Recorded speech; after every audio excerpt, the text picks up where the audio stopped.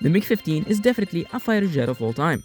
Entering full-scale production in December of 1947, it was one of the first swept-wing fighters ever to be produced, and is one of the most produced aircrafts of all time, having almost 13,000 manufactured planes. Operated by 30 to 40 countries around the world, it earned its reputation for being a very capable jet fighter in its time. Today I'll be reviewing one of my favorite jet fighters of all time, for no particular reason, in War Thunder, and I'll give a brief history lesson on it like usual. This video will be cut into categories which you can skip to a certain one you would like to see first. Timestamps will be in the description.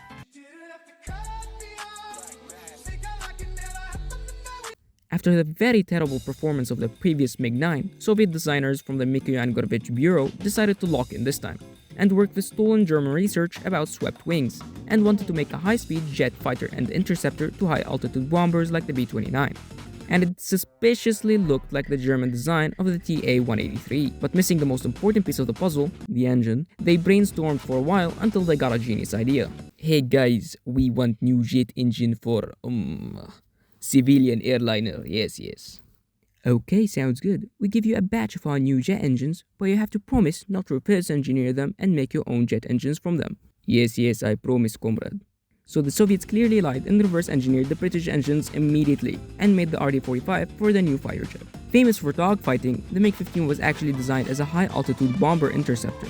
The first combat missions the MiG-15 was deployed in was the Korean War, initially absolutely dominating the sky and beating all of the UN's early jets like the F-80 and the F-84 until the US rushed production of the F-86 Sabre, which was the only aircraft at its time to match the MiG-15's performance.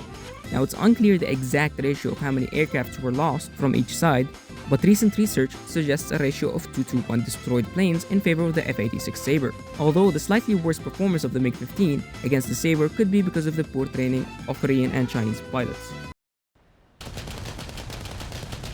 The MiG-15 featured a combination of one 37mm cannon and two 23mm cannons, which provided amazing and devastating explosive punch, allowing it to destroy heavy bombers easily. But it was less effective against smaller, lighter aircraft because of its low rate of fire and different ballistic trajectory. The first MiG-15 variant had very small additional payload, but the MiG-15 bis had some major changes from the first MiG-15 variants. Some of the notable changes were the new and improved VK-1 engines, improving the MiG-15's rate of climb and top speed in the acceleration, and it equipped a new 23mm cannon with a higher rate of fire for better performance against smaller and lighter jets. I'm going to be introducing a new rating system specifically for aircraft reviews on this channel, so I'm going to be rating the airplane on the next 4 categories instead, each out of 10. Maneuverability, speed, armaments, and payload. Starting off with maneuverability, this thing is quite agile and can outturn most fighters in its BR range, if played correctly and at the right speed, which can allow you to have a very tight turn rate. But the main problem this thing faces is the absolutely atrocious roll rate as we previously mentioned, so I'm gonna be giving it a 7.5 out of 10 for maneuverability. When it comes to speed, the MiG-15 is quite fast for an early first-gen fighter jet, and it was able to reach almost 1,060 km an hour at lower altitudes. And the acceleration of the aircraft wasn't bad either because of its RD-45 engines, which provided 2,200 kilograms of thrust, which gave it a 0.4 thrust-to-weight ratio. So I'm gonna be giving it a 9 out of 10 for speed. As we previously mentioned, the MiG-15 had a single 37mm cannon and a pair of 23mm cannons. They were amazing at destroying heavy bombers due to their shell's superior explosive filler, but suffered quite a bit when faced with lighter, agile fighters due to the poor fire rate of the cannons. So I'll give it a 7 out of 10. When it comes to payload, the MiG-15 wasn't made to strike ground targets, but they still strapped it with very small bombs that mostly did nothing. So unfortunately, I'll have to give it a 2 out of 10, which gives the MiG-15 a final score of 25.5 out of 40. But since this is a fighter and not an attack aircraft, I'll remove the payload rating out of the total score, so the actual final score is 23.5 out of 30. When it comes to jet fighters in War Thunder, there are many factors that play a role in how effective the plane is in combat.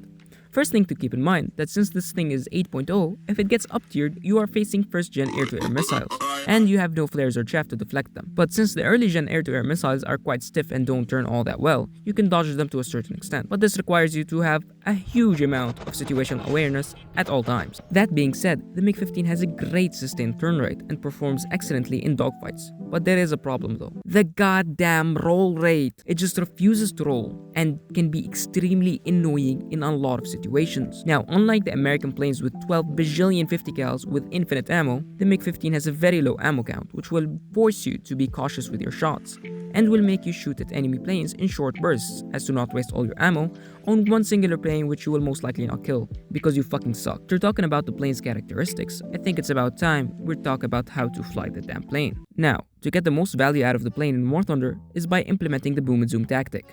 If you're unfamiliar with the boom and zoom tactic, here's a brief explanation. First, we need to understand the two major factors in dogfighting: altitude and speed. You can trade one for the other. If you want more speed, you decrease your altitude and enter a lower angle of attack. If you want more altitude, you decrease your speed and enter a steeper angle of attack. With that in mind, the boom and zoom tactic is just climbing almost all the way until the designated combat zone and diving down on enemy aircrafts, firing a few bursts at them, and then climbing back up again. Here, you already started the dogfight at a higher altitude and then your enemy, trading some of that altitude for speed and then catching the enemy aircraft off guard. And while you still have some energy from your previous engagement, you go back up again and gain your altitude back quickly. So the enemy aircraft has a harder time catching up to you after you inevitably miss all your shots and gain nothing from the dive. But keep in mind, the faster the MiG-15 goes, the harder it is to control it. So consider activating your air brakes while diving, and don't forget to retract them afterwards so you don't aimlessly slow yourself down. Now, the MiG-15 is a great option to pick if you want a more dogfighting experience in War Thunder. I personally enjoyed it a lot and I had so much fun playing it. And I just absolutely love its NATO's codename, because it describes half the player base of this damn game. That's it for today's video. If you enjoyed it, please let me know in the comments and let me know what vehicle I should review next.